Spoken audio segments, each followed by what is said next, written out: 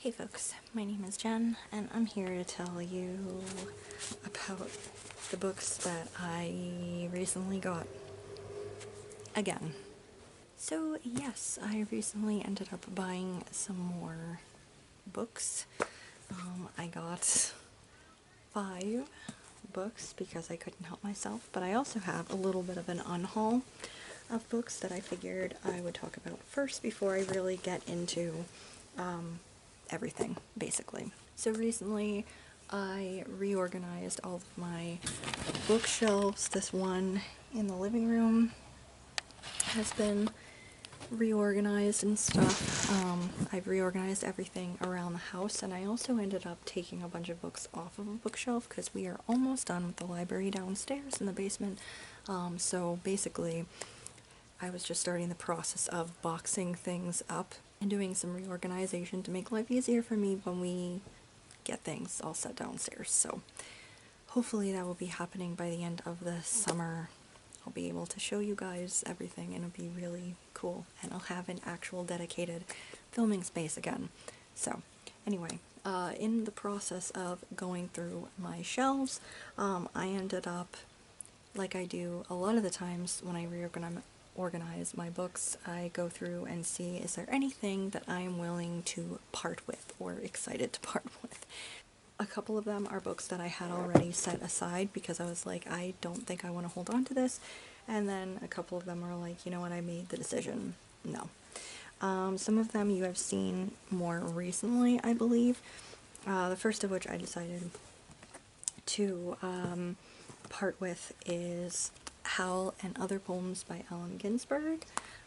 This is a poetry book that I got not that long ago, and I was going to keep it, but then looking over things again, I realized, you know what, I didn't enjoy this collection, unfortunately.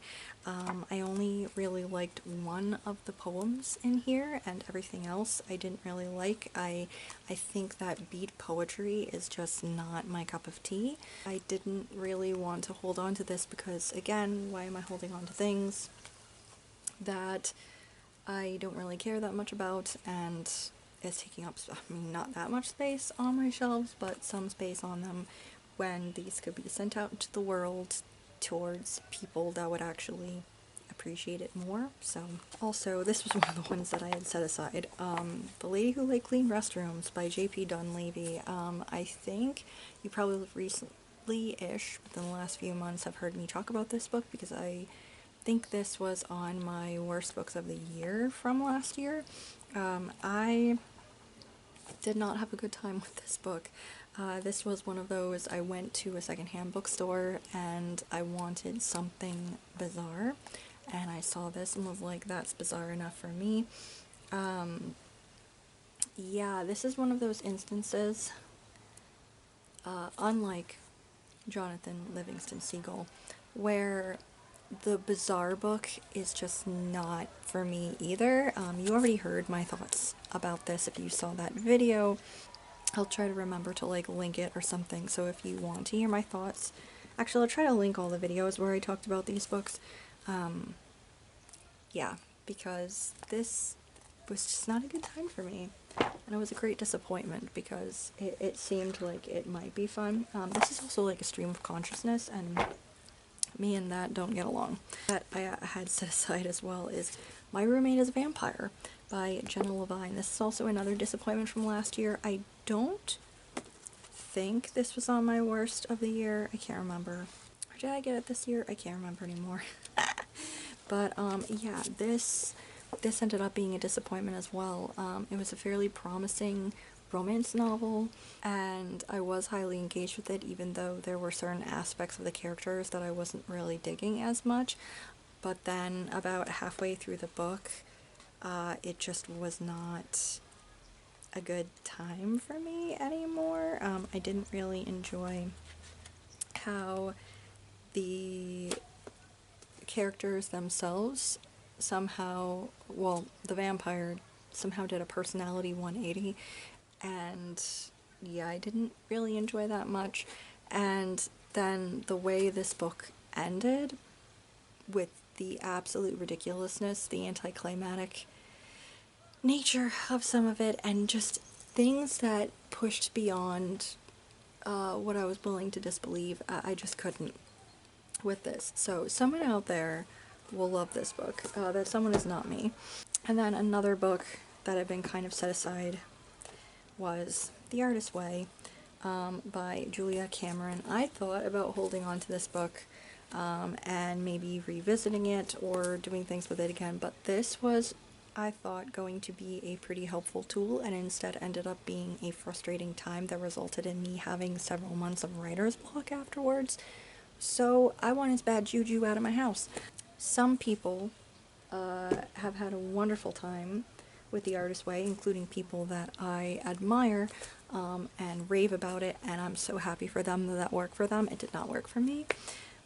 So, yeah. And then another couple of books. One of them, I think I've set aside, I might have set aside before. I can't remember if I ever talked about wanting to get rid of it before, but it was The Camp by Richard Brinsley Sheridan. I have another play by this dude. Where is it? The Rivals. Yep, it's right on my bookshelf down here, and I actually enjoyed that one. Not the greatest play I've ever read, but still pretty enjoyable, very interesting. This was not so much. Completely boring, bizarre. I think it's really lacking in a lot in here, and that was just unfortunate. Especially because this is like a rare reprint, and what I'd heard about this sounded like, hey, it's Hamilton, but without the rap and dancing, and it is not. It's not fun. So yeah, if you're going to try any Sheridan, I would more recommend, I think, The Rivals than The Camp. It's lackluster. So I'd had this book on my shelf for forever. Silas Marner and Two Short Stories by George Eliot. So I've only ever read Silas Marner, which I had had as a goal to read since I was a little kid, because Silas Marner was one of the stories that was covered on Wishbone, and I have always kind of had this goal since I was a kid to eventually read all of the books that were featured on Wishbone. And I think I've done fairly well. Maybe I have to go through and check off again, but I think I've gotten about half of them down over the course of my life so far. A couple of them, like Ivanhoe, I'm not sure if I actually want to devote time to that. 9-year-old me was like, hell yeah. Me now in my 30s is like, that sounds really boring, but it's fine. Anyway, Silas Marner I'd always wanted to read. I got this book several years ago. I read it. Did not enjoy it, actually. I think I prefer when a Jack Russell Terrier is acting things out. Or I like the other adaptations of the tale of Silas Marner a lot more. There's one, I forget what the movie is actually called, but it's starring Steve Martin. I think it took place sometimes in the 80s or 90s, and he's like this guy who finds a little girl and ends up taking her in, and this is a trope that I do really enjoy when people become sudden parents or something. I don't know, I just love that shit. Eat it up. And I prefer that adaptation of Silas Marner, or the Wishbone one, to the actual story. I didn't enjoy the story. I didn't like Silas himself. I found the story really boring, and I just didn't vibe with George Eliot's writing in general, which is unfortunate. So I never actually read the other two tales in here. They're the two short stories, because Silas Marner takes up, this is Silas Marner, and then the two short stories are here, The Lifted Veil and Brother Jacob. I never bothered to read them, and the thought of getting back into them just was, no thank you. So why am I holding on to a George Eliot that I don't care about? I'm not. So, book Unhaul. And that's pretty much it. I did ask myself, girly, do you really need 3 copies of A Christmas Carol? And my heart said yes, so I still do have my 3 copies of A Christmas Carol, and if I ever find a really cool or antique version, I will probably own yet another copy of A Christmas Carol, because I am nothing if a problem, and please talk me down from getting the new copy of The Shining that I have seen in stores that has a really cool cover, because I don't need it. tell me not to, please. Be my voice of reason. I had a night, no, I wasn't drunk this time, but I was very stressed out, and I went on to Thrift Books, and I looked at books that I had set aside in my cart months ago and then abandoned the cart because I was like, I don't need to do this, and I put the books back into the cart and bought them, and these are them. So let's look at them really quickly. I've already read a couple. The couple of books that I've read are, I got 2 poetry books. So the first is 1,000 Mornings by Mary Oliver. This is a collection of poems, and it says, transports us to the marshland and coastline of our beloved home, Provincetown, Massachusetts. Now, we just went to visit P-Town last year, loved it, desperately want to go back. I did not realize Mary Oliver is from P-Town. That's pretty cool. This talk deals with, like, nature and grief and looking at, like, the mysteries of daily life. There's slight political stuff in there. Oh, also, someone got this as a present in 2024 from the Great Lakes Waldorf Institute and promptly sold it, I guess. That's depressing. But on the other hand, I guess I can kind of also get it. I was okay with this collection of poetry, but I don't think I was wowed by it, which was a slight disappointment to me because I have never read any full collections of Mary Oliver's poems before, but I have heard a couple read, and I have come across a couple online and read them and thought them to be incredibly beautiful and descriptive, and that was why I was leaning towards wanting to check her out. And I just did not really get a lot of that from this particular collection. I mean, it was alright, but it just wasn't what I really loved. I'll have more thoughts about this, I think, in my my May wrap-up. But anyway, it's interesting. I think what I'm going to do is I'm going to look for another collection of hers and see how I feel about it. I think the poems that I have heard before are from her collection, which is really famous. I think it's called Devotions or something, so maybe I'll seek out that next time. The other collection of poetry that I grabbed is more Billy Collins because I love Mr. Collins. Horoscopes for the Dead.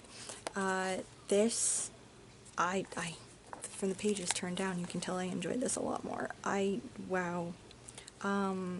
There were some poems, again, it's a mix. There's some that I was like, meh, about, but a lot of them I really loved. A couple of them I laughed out loud at, and I love his writing in general. I have my poetry kind of down here, and I own a few collections of his, so I was glad to add yet another to here, and I read poems that I mostly hadn't heard before. I think there's one in here, Night and Day. I think I've heard that one before, but I hadn't read any of the others, and that was pretty exciting. Oh, and another exciting thing in here, which I can't believe someone let this go.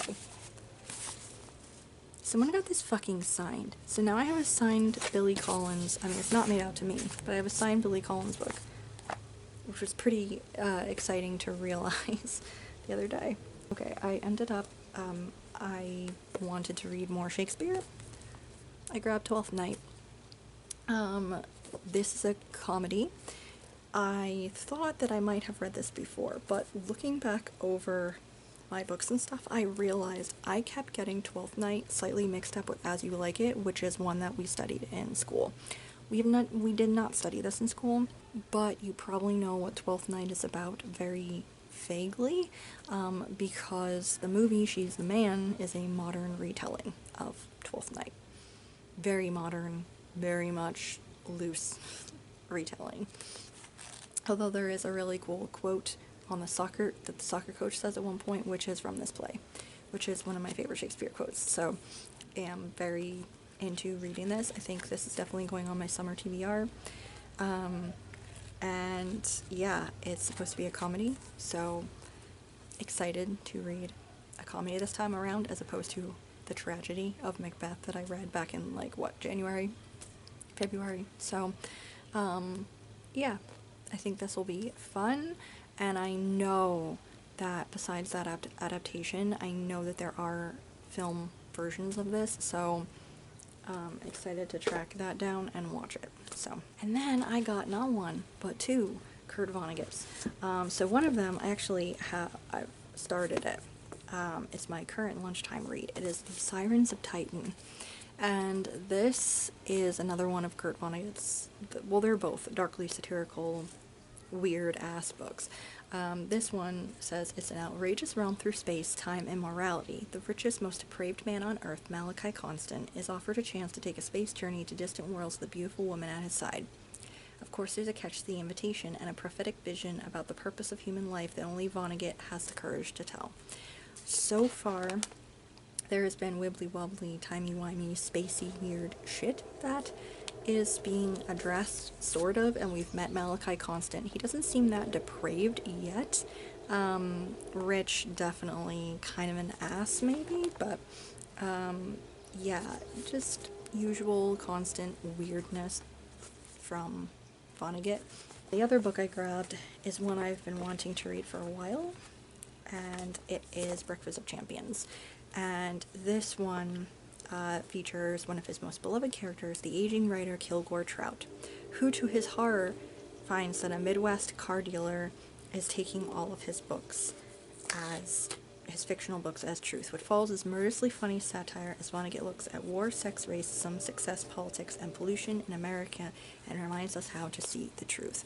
So, yeah, this one I have been wanting to read for a long time. I have heard this one recommended a lot next to, like, Slaughterhouse-Five and Mother Night, so, I'm excited to get to this, and I'm thinking that, yeah, this is my current lunchtime read, and this one will probably be also in maybe this month or in the summertime, and yeah, I was trying to take Vonnegut slow, because I know that once I'm done with all of them, then I have read all of them, there is no more, but Mother Night was good, but not as good as the other books of his that I've read, so I wanted a good Vonnegut book, and I couldn't resist, so I got these two.